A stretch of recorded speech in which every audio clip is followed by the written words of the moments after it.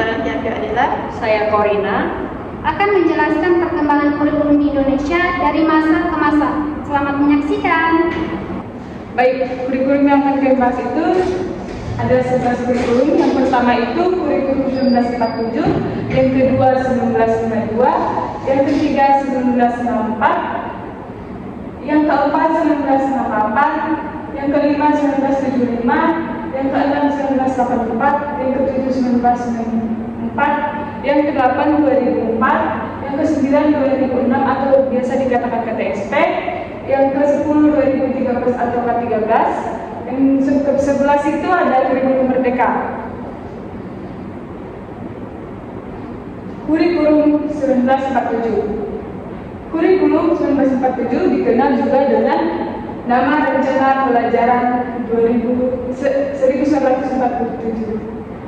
Kurikulum ini adalah kurikulum pertama yang disusun dan diberlakukan di Indonesia setelah kemerdekaan. Kurikulum ini menandai upaya awal bangsa Indonesia untuk mengubah sistem pendidikan dari peninggalan kolonial Belanda menjadi pendidikan yang sesuai dengan semangat kemerdekaan dan cita-cita bangsa. Fokus utama kurikulum ini bukan hanya pada pengetahuan akademik, tetapi juga pada pembentukan watak, moral, dan semangat kebangsaan. Baik, selanjutnya itu ada tujuan utama. Tujuan utama dalam kurikulum 1947 itu membentuk manusia Indonesia yang merdeka, berjiwa nasional, berbudi pekerti luhur, serta bertanggung jawab terhadap kesejahteraan masyarakat dan negara. Artinya, pendidikan diharapkan dapat menumbuhkan semangat kemerdekaan, kesadaran berbangsa, dan karakter yang kuat untuk membangun Indonesia yang baru merdeka. Yang ketiga itu ada ciri-ciri kurikulum.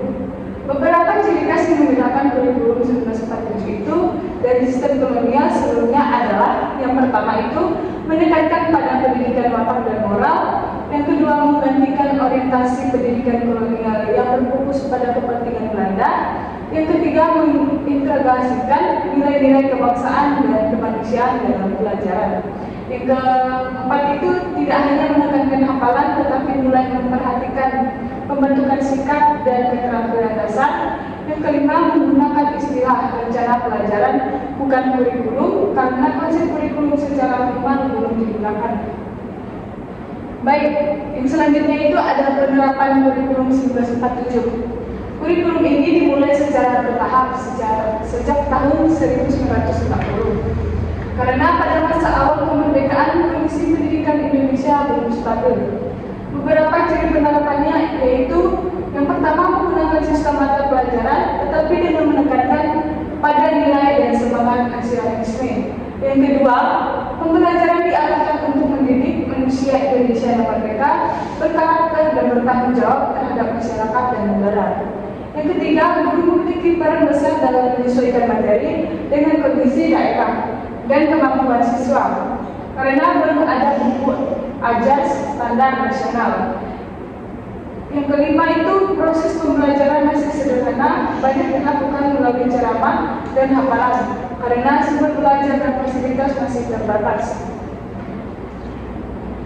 Yang selanjutnya itu ada model pengembangan kurikulum 1947. Model pengembangan kurikulum 1947 masih sangat sederhana. Kurikulum ini disusun oleh pemerintah pusat, Kementerian Pendidikan, Pengajaran, dan Kebudayaan, dengan mempertimbangkan kebutuhan bangsa yang baru merdeka. Modelnya lebih bersifat administratif dan terpusat, belum melibatkan guru atau masyarakat secara luas. Penekanannya ada pada pendidikan watak dan pembentukan warga negara yang baik.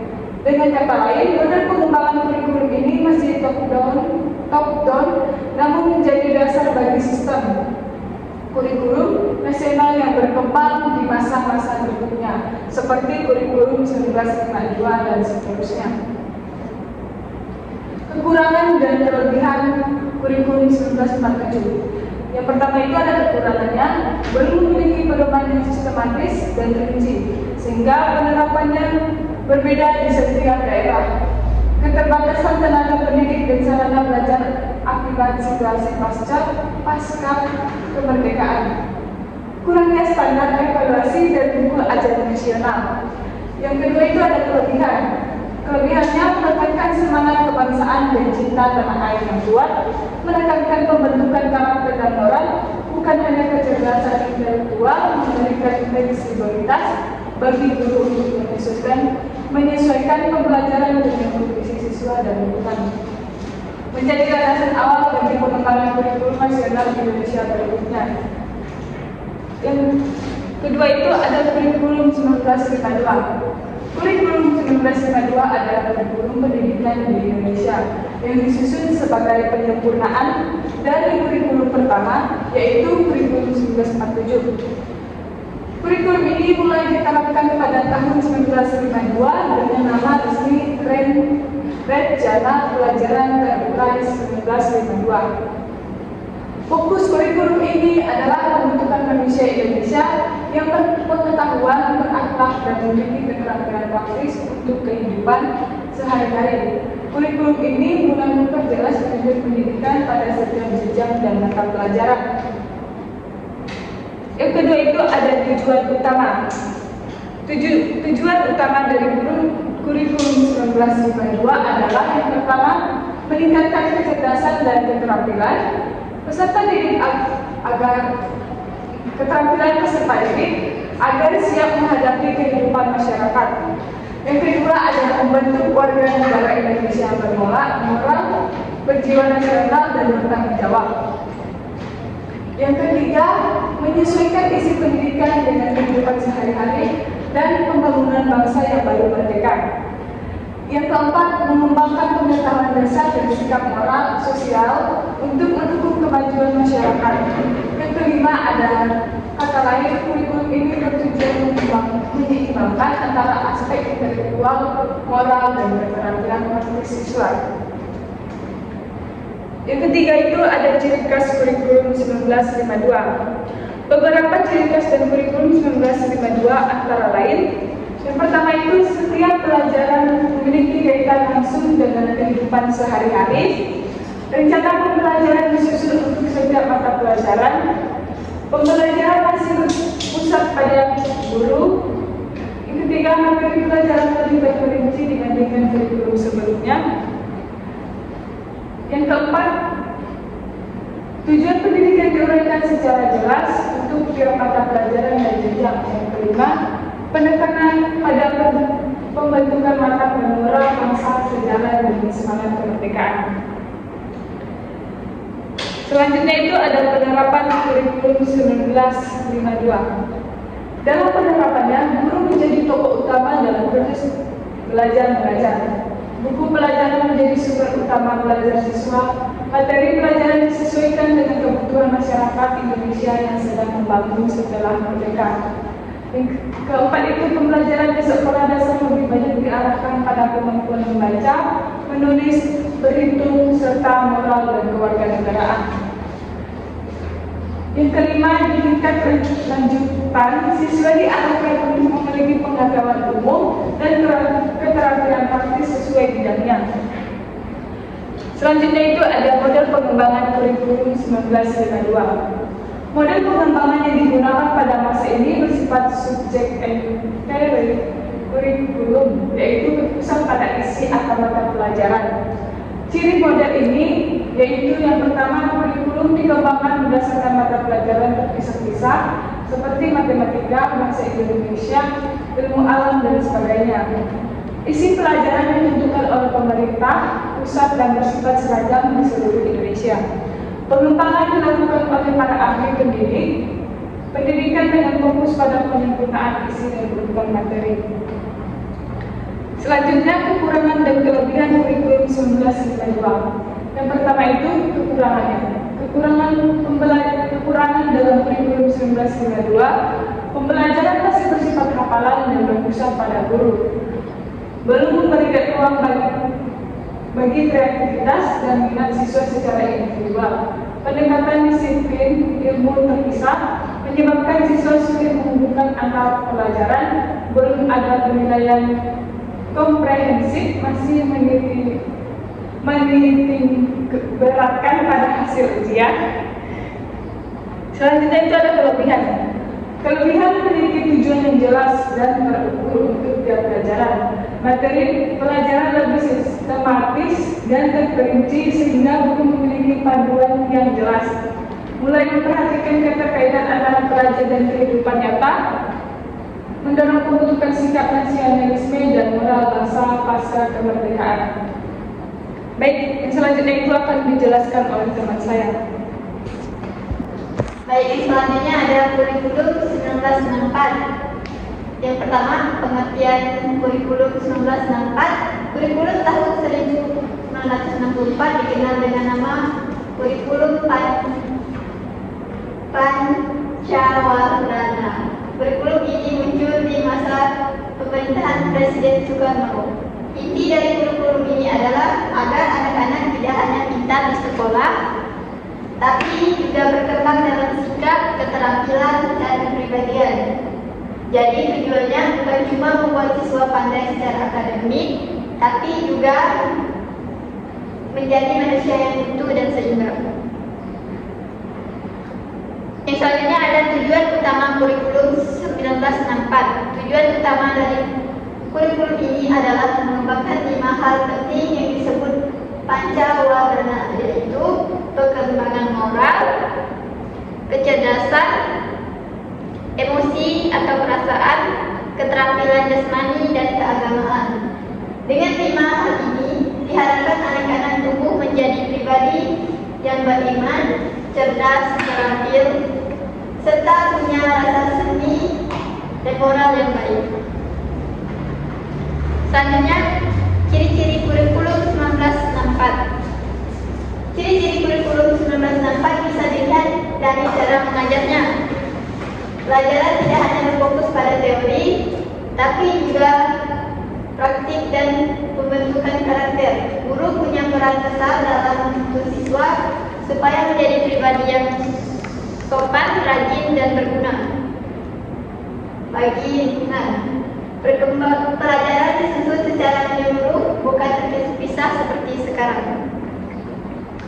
Yang selanjutnya ada penerapan kurikulum 1964. Dalam penerapan kurikulum ini dipakai di sekolah-sekolah sekitar tahun 1964 sampai 1968. Siswa belajar bukan hanya lewat buku, tetapi juga lewat kegiatan seperti olahraga, seni, keterampilan tangan, dan kegiatan sosial. Tujuannya supaya anak berkembang menyeluruh, bukan hanya di ruangan kelas. Yang selanjutnya ada model pengembangan kurikulum 1964. Model pengembangannya masih sederhana. Pemerintah pusat menjadi pengatur utama kurikulum ini. Arahnya jelas, membentuk manusia Indonesia seutuhnya yang berjiwa Pancasila, bermoral dan siap mengabdi pada masyarakat. Selanjutnya ada kelebihan dan kekurangan kurikulum 1964. Yang pertama ada kelebihan. Salah satunya bisa membentuk karakter anak yang utuh, bukan cuma otaknya yang diasah, tapi juga sikap, hati, dan keterampilannya. Anak jadi terbiasa berpikir, berbuat baik, dan menghargai orang lain. Yang selanjutnya ada kekurangannya. Kurikulum ini dianggap terlalu berat untuk dijalankan karena guru harus memperhatikan semua aspek pengembangan siswa. Selain itu, ilmu pengetahuan masih kurang ditekankan, jadi pengembangan akademik agak tertinggal. Yang selanjutnya ada kurikulum 1968. Yang pertama ada pengertiannya. Kurikulum ini muncul setelah pergantian pemerintahan dari masa Soekarno ke masa Orde Baru di bawah pemerintah Presiden Soeharto. Kurikulum 1968 menggantikan kurikulum Pancawardhana. Arah pendidikannya berubah. Kalau sebelumnya lebih ke pribadi dan moral, sekarang fokusnya pada pembentukan manusia Pancasila yang sehat, pengetahuan, beriman, dan siap membangun negara. Yang selanjutnya adalah tujuan utama kurikulum 1968. Tujuan utamanya adalah menciptakan manusia Indonesia yang berjiwa Pancasila, beriman kepada Tuhan, disiplin, serta punya pengetahuan untuk ikut membangun bangsa. Pendidikan dianggap sebagai cara untuk memperkuat semangat kebangsaan dan tanggung jawab warga negara. Yang selanjutnya ada ciri khas kurikulum 1968. Ciri-cirinya terlihat dari susunan pelajaran yang lebih rapi dan terpisah menurut bidangnya. Misalnya dalam pelajaran IPA, IPS, Bahasa Indonesia, dan Agama. Pelajaran lebih menekankan pada nilai-nilai Pancasila dan kedisiplinan. Semua sekolah di Indonesia memakai kurikulum yang sama supaya hasilnya seragam.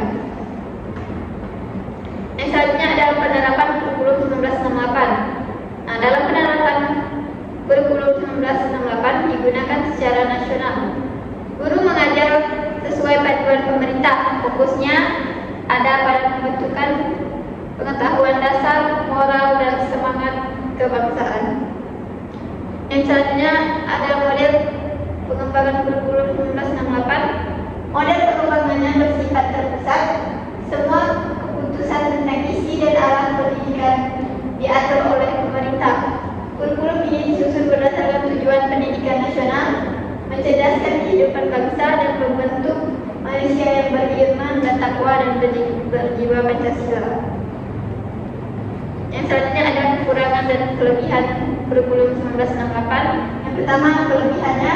Kelebihan kurikulum 1968 adalah pelajaran lebih teratur dan mudah diterapkan. Kurikulum ini juga berhasil menanamkan nilai-nilai Pancasila yang kuat. Selain itu, siswa didik untuk menjadi warga negara yang disiplin, bertanggung jawab, dan cinta tanah air. Selanjutnya ada kekurangannya. Kekurangannya adalah pelajaran lebih jadi kaku, terlalu berpusat pada hafalan, dan kurang memberi ruang bagi kreativitas anak. Kurikulum ini juga kurang menyesuaikan kondisi daerah karena semuanya diseragamkan oleh pemerintah pusat. Yang selanjutnya akan dijelaskan oleh teman saya. Baik, selanjutnya kurikulum 1975. Kurikulum 1975 ini dikembangkan sebagai revisi dari kurikulum 1968 kemarin untuk penyesuaian pendidikan dengan kebutuhan pembangunan nasional. Kurikulum ini dikenal sebagai kurikulum berbasis tujuan, menekankan pengembangan sikap pengetahuan dan keterampilan siswa secara seimbang. Tujuan utamanya adalah meningkatkan kemampuan dasar siswa, membentuk sikap disiplin dan moral, menyiapkan siswa menghadapi pembangunan nasional serta mengembangkan potensi diri secara menyeluruh. Ciri-ciri utamanya yaitu berbasis tujuan, menekankan integrasi sikap, pengetahuan dan keterampilan, memiliki struktur mata pelajaran yang sistematik, serta menerapkan pendekatan pembelajaran terpadu. Penerapan dilihat dari di sekolah dasar dan menengah dengan struktur mata pelajaran sesuai dengan tingkat pendidikan. Pembelajaran terpadu antara sikap pengetahuan dan keterampilan, evaluasi berbasis tujuan, serta kegiatan ekstrakurikuler untuk mendukung pengembangan diri siswa. Model pengembangan kurikulum 1975 adalah kurikulum 1975 ini dikembangkan dengan model berbasis tujuan, dimulai dari penetapan tujuan pendidikan, penyesuaian materi, perencanaan pembelajaran dan juga evaluasi untuk menilai pencapaian tujuan. Kelebihan dan kekurangannya yaitu kelebihannya adalah berfokus pada tujuan pendidikan yang jelas, integrasi antara pengetahuan dan sikap, serta relevansi dengan pembangunan nasional. Kekurangannya yaitu kekurangan meliputi implementasi yang sistematis, kurikulum terasa kaku, dan kurang melibatkan partisipasi dengan masyarakat. Berikutnya kurikulum 1984. Kurikulum 1984 ini dikembangkan sebagai penyempurnaan kurikulum 1975 untuk menekankan pada efektivitas pembelajaran di kelas. Kurikulum ini dikembangkan sebagai kurikulum tingkat satuan pendidikan, menekankan penguasaan kompetensi dasar serta bertahan pada sistematis. Tujuan utamanya adalah meningkatkan kualitas pembelajaran,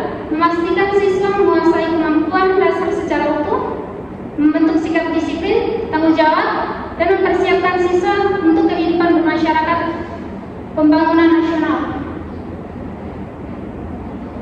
Ciri khasnya adalah menekankan pada penguasaan kompetensi dasar, sistematis mata pelajaran yang jelas dan bertingkat, adanya pedoman operasional di sekolah, serta fokus pada aktivitas belajar di kelas. Penerapannya dilakukan di sekolah dasar dan menengah dengan pembelajaran terstruktur, penggunaan silabus dan pedoman operasional di kelas. Evaluasi penguasaan kompetensi dasar secara sistematis serta kegiatan ekstrakurikuler untuk mengembangkan sikap dan keterampilan. Model pengembangannya yaitu kurikulum ini dikembangkan melalui model perbaikan bertahap dari kurikulum sebelumnya, dimulai dari evaluasi kurikulum 1975, penentuan kompetisi dasar, penyusunan silabus dan pedoman operasional hingga evaluasi dan pembelajaran untuk revisi berikutnya. Kelebihan dan kekurangannya yaitu kelebihannya adalah pelajarannya lebih terstruktur, guru memiliki pedoman jelas dan penguasaan materi yang terkontrol. Kekurangannya meliputi pendekatan yang terlalu teknis dan mekanis, kurang memberi ruang bagi kreativitas guru dan siswa, serta kurang fleksibel dalam penyesuaian kebutuhan lokal. Sekian dari saya, akan dilanjutkan. Baik, di sini selanjutnya saya akan menjelaskan tentang kurikulum 1994. Nah, di sini ada pengertiannya. Kurikulum 1945 adalah kurikulum yang mulai diberlakukan pada tahun 1994 menggantikan kurikulum 1984. Kurikulum ini disusun berdasarkan Undang-Undang Nomor 2 Tahun 1989 tentang Sistem Pendidikan Nasional. Nah, menurut Wemar Malik tahun 1994, kurikulum merupakan sejumlah pengalaman belajar yang direncanakan dan diberikan kepada peserta didik oleh sekolah untuk mencapai tujuan pendidikan. Nah, di sini artinya kurikulum 1994 menekankan pada isi atau materi pelajaran yang harus diselesaikan dalam waktu tertentu, dikenal sebagai content-based kurikulum atau kurikulum berbasis isi. Selanjutnya itu ada tujuan utama. Tujuan utama dari kurikulum 1994 adalah yang pertama itu memberikan pemerataan mutu pendidikan di seluruh Indonesia. Nah, yang kedua, menghasilkan peserta didik yang beriman, berbudi pekerti luhur, berpengetahuan, dan terampil. Kemudian menyediakan materi pembelajaran yang sama secara nasional agar tidak terjadi kesenjangan antar daerah. Nah, di sini maksudnya bahwa setiap daerah itu memiliki kurikulum yang sama agar tidak terjadi kesalahpahaman di antar daerah. Selanjutnya itu ciri-ciri kurikulum.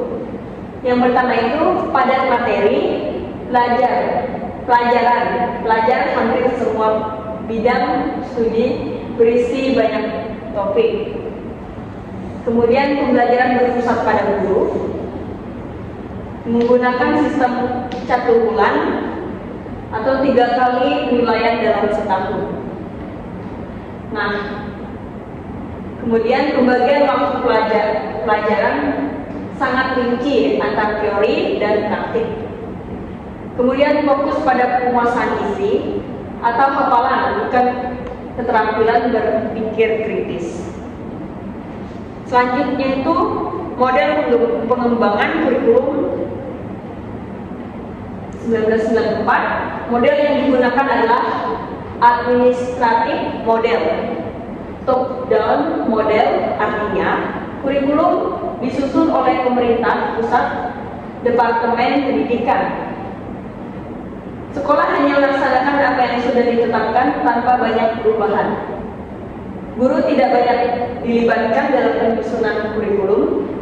Tokoh pendukung teori ini yaitu Ralph Tyler tahun 1949 menyatakan bahwa kurikulum adalah alat untuk mencapai tujuan pendidikan melalui tujuan pengalaman belajar, organisasi pengalaman, serta evaluasi. Kurikulum tahun 1994 cenderung mengikuti pola, tujuan, materi, dan evaluasi. Kemudian di sini ada kekurangan dan kelebihan. Yang pertama itu kelebihan dari kurikulum 1994. Yang pertama memberikan standar nasional yang seragam di seluruh Indonesia. Yang kedua, struktur kurikulum jelas dan mudah dipahami guru. Yang ketiga, cocok untuk pembelajaran klasikal dan jumlah siswa banyak. Dan yang terakhir, ada keseimbangan antara pelajaran umum dan agama atau moral. Nah, dari segi kekurangan kurikulum ini, yang pertama terlalu padat materi, sehingga membuat siswa terbebani dengan oleh banyaknya tugas karena banyaknya materi. Dan kedua, kurang memberi ruang bagi pengembangan kreativitas dan berpikir kritis. Pembelajaran terlalu berorientasi pada guru dan hasil ujian, tidak memperhatikan perbedaan karakter dan potensi daerah atau siswa. Selanjutnya ada kurikulum tahun 2004. Kurikulum 2004 atau kurikulum berbasis kompetensi dalam kurung atau KBK adalah kurikulum yang dikembangkan sebagai penyempurnaan dari kurikulum tahun 1994. Menurut Mulyasa tahun 2006, KBK adalah kurikulum yang menekankan pada kemampuan melakukan kompetisi tugas-tugas tertentu dengan standar performansi tertentu. Artinya, kurikulum ini tidak lagi berfokus pada isi atau materi, tetapi pada hasil belajar berupa kompetisi siswa. Apa yang dapat dilakukan siswa setelah belajar? Nah, di sini bahwa setelah belajar itu siswa memiliki hasil ataupun mereka melakukan praktik. Nah, di sini ada tujuan utama kurikulum ini. Yang pertama, menghasilkan peserta didik yang berkompetensi, bukan hanya mengetahui. Nah, seperti yang tadi, bahwa siswa itu tidak hanya fokus pada materi, tetapi juga mempraktikkan dari apa yang telah dipelajari. Yang kedua, menumbuhkan kemandirian, tanggung jawab, kreativitas, dan kemampuan berpikir kritis. Nah, yang ketiga, mengembangkan kemampuan siswa secara utuh, pengetahuan kognitif, sikap afektif, dan keterampilan psikomotor.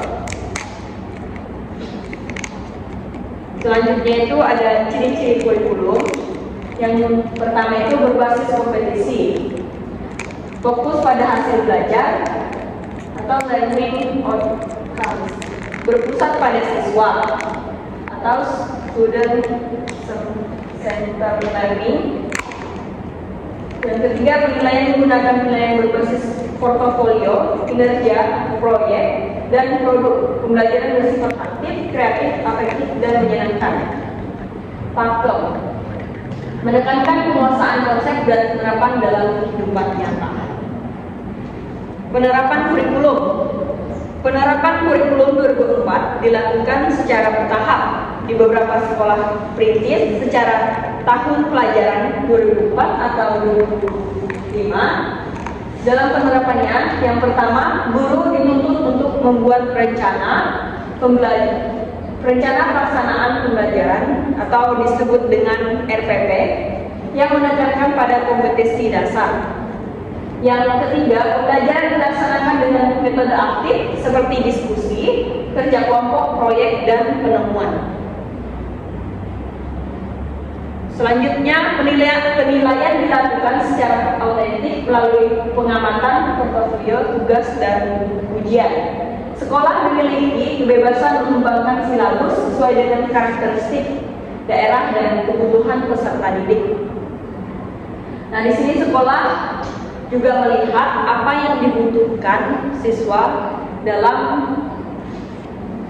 mencapai sebuah tujuan pembelajaran. Nah, namun karena masih banyak kendala di lapangan, kurikulum 2004 kemudian direvisi, dikembangkan menjadi kurikulum tingkat satuan pendidikan atau disebut dengan KTSP 2006.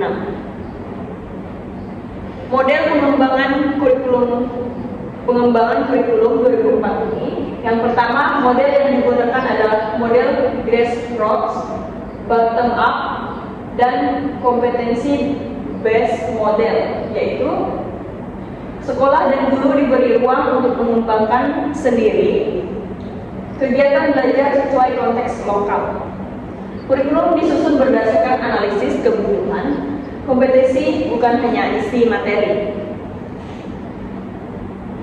Kemudian mengacu pada teori Hilda Tabak tahun 1962 yang menekankan bahwa guru harus terlibat aktif dan mengembangkan kurikulum karena mereka paling tahu kebutuhan siswa. Nah, di sini ada kelebihan dan kekurangan dari kurikulum 2004. Yang pertama itu kelebihan, lebih menekankan kemampuan nyata siswa atau learning by doing, memberi ruang bagi kreativitas dan perbedaan individu siswa. Guru dapat menyesuaikan pembelajaran dengan konteks lokal, penilaian lebih menyeluruh dan otentik, tidak hanya ujian tertulis. Nah, di sini ada kekurangannya. Yang pertama itu guru kurang siap karena perlu perubahan paradigma besar. Dan kedua, fasilitas dan sarana belajar belum merata, terutama di daerah. Nah, di sini kita ketahui bahwa dalam daerah-daerah tertentu tidak semua sarana dan prasarana itu memadai, sehingga membuat guru juga kesulitan untuk menerapkan kurikulum ini. Kemudian penilaian otentik sulit diterapkan dengan jumlah siswa besar. Nah, yang kemudian belum ada pedoman yang seragam, sehingga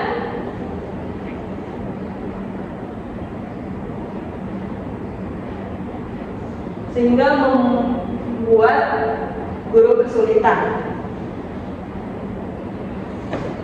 Baik, selanjutnya itu ada kurikulum 2006 atau bisa dikatakan KTSP. Kurikulum 2006 disebut juga KTSP, kurikulum tingkat satuan pendidikan. Kurikulum ini memberi kebebasan kepada sekolah untuk mengembangkan dan menyesuaikan kurikulum sesuai dengan kebutuhan dan kondisi lingkungan masing-masing. Pemerintah hanya memberi standar umum, sementara sekolah berhak mengatur isi dan cara mengajarnya sendiri. Selanjutnya itu ada tujuan utama dalam kurikulum 2006. Tujuannya supaya sekolah bisa lebih mandiri dan kreatif dalam mengatur proses belajar mengajar, sehingga pendidik lebih sesuai dengan kondisi daerah dan kebutuhan siswa. Selanjutnya itu ada ciri-ciri kurikulum. Yang pertama itu sekolah memiliki wewenang besar dalam menyusun kurikulumnya sendiri. Yang kedua ada pembelajaran berpusat pada siswa atau dikatakan student center. Yang ketiga ada dua acuan utama. Yang pertama itu standar isi dan standar kompetensi lulusan atau dikatakan SKL. Yang keempat, guru bisa menyesuaikan metode belajar dan dengan kondisi siswa dan daerah. Selanjutnya ada penerapan kurikulum. KTSP mulai diterapkan pada 2006 di seluruh Indonesia. Menggantikan kurikulum 2004 atau KBK, setiap sekolah diwajibkan membuat dan melaksanakan kurikulum sendiri berdasarkan pedoman dari pemerintah. Selanjutnya itu ada model pengembangan kurikulum. Model modelnya bersifat desentralistik, artinya dikembangkan oleh sekolah, bukan hanya pemerintah pusat. Pemerintah hanya memberikan kerangka dasar dan standar minimal, sementara sekolah menyesuaikan sendiri isi dan pelaksanaannya. Selanjutnya itu ada kelebihan dan kekurangan kurikulum 2006 KTSP atau KTSP. Yang pertama itu ada kelebihan. Yang pertama kelebihannya sekolah dan guru lebih bebas berinovasi. Yang kedua, pembelajaran bisa menyesuaikan dengan kebutuhan daerah. Yang ketiga itu ada mendorong kreativitas dan tanggung jawab sekolah. Kekurangan selanjutnya itu ada kekurangan. Kekurangan yang pertama, sekolah yang kurang siap sulit membuat kurikulum sendiri. Yang kedua, kualitas antar sekolah bisa berbeda-beda. Yang ketiga, pengawasan dan penilaian dari pemerintah jadi kurang seragam. Yang selanjutnya itu akan dilanjutkan oleh teman Baik, yang saya. selanjutnya adalah kurikulum 2013 atau yang sering disebut dengan K13. Pengertiannya, kurikulum 2013 dibuat untuk menggantikan kurikulum KTSP. Kurikulum ini menekankan pembentukan karakter, kompetensi, dan keseimbangan antara pengetahuan, keterampilan, dan sikap. Siswa tidak hanya diajari untuk tahu, tetapi juga untuk bisa dan berperilaku baik. Selanjutnya, tujuan utama kurikulum. Tujuannya adalah membentuk generasi yang berkarakter, kreatif, komunikatif, dan produktif sesuai dengan perkembangan zaman. Kurikulum ini ingin menyiapkan agar siswa mampu menghadapi tantangan abad ke-21 seperti teknologi dan globalisasi. Selanjutnya ada ciri-ciri kurikulum ke-13. Yang pertama, menggunakan pendekatan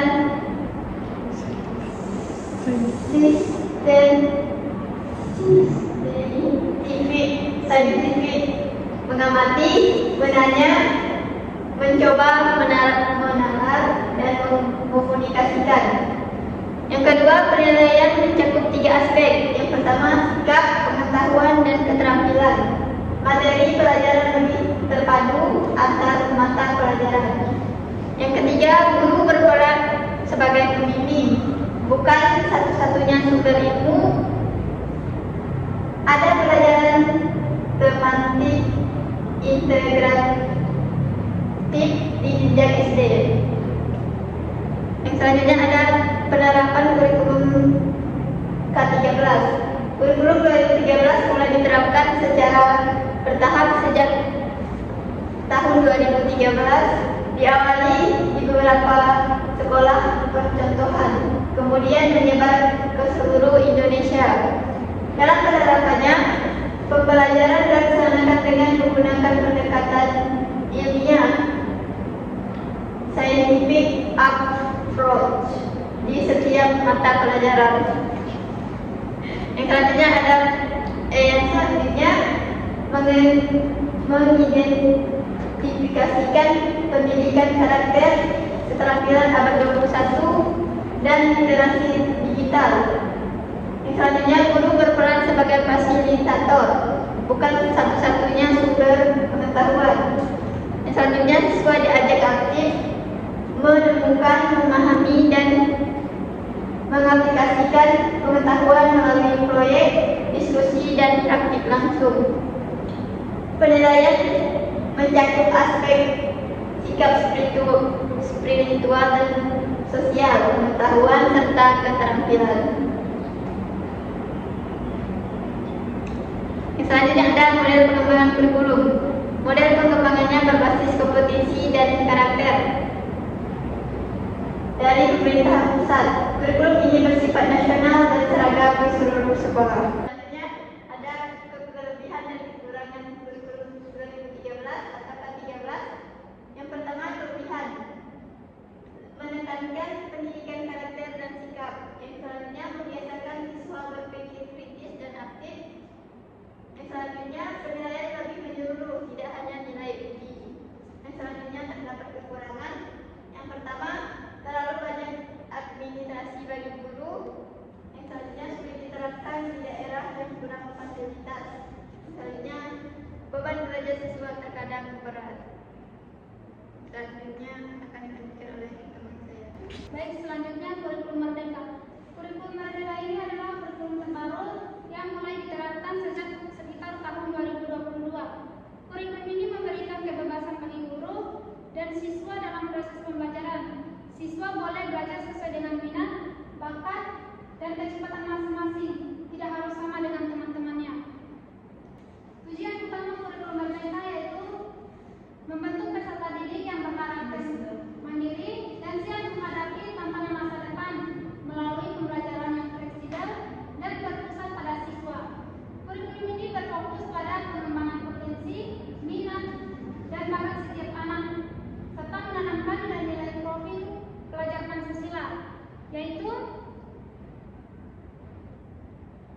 yaitu beriman, kebinekaan global, gotong royong, mandiri, bernalar kritis, dan kreatif. Dengan demikian, kurikulum Merdeka ini bertujuan menciptakan generasi yang merdeka dalam berpikir, berkarakter kuat, dan mampu belajar sepanjang hayat. Ciri-ciri kurikulum Merdeka ini yang pertama, pembelajaran yang lebih bebas dan tidak kaku. Tidak ada lagi pembagian jurusan IPA, IPS, atau bahasa di SMA.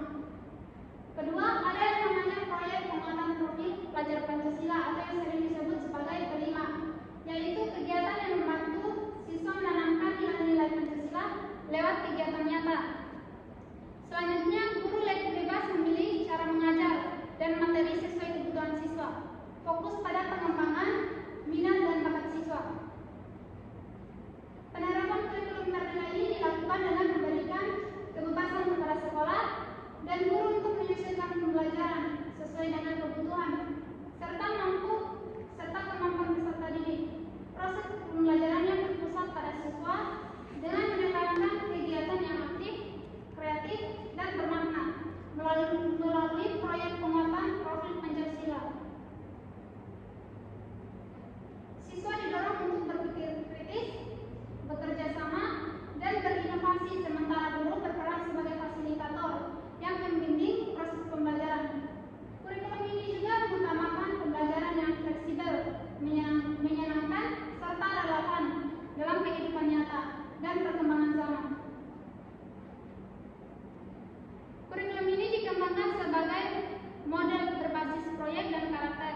Pemerintah memberi panduan umum, tetapi guru dan sekolah bebas menyesuaikan cara mengajarnya agar lebih cocok dengan kebutuhan dan kemampuan siswa.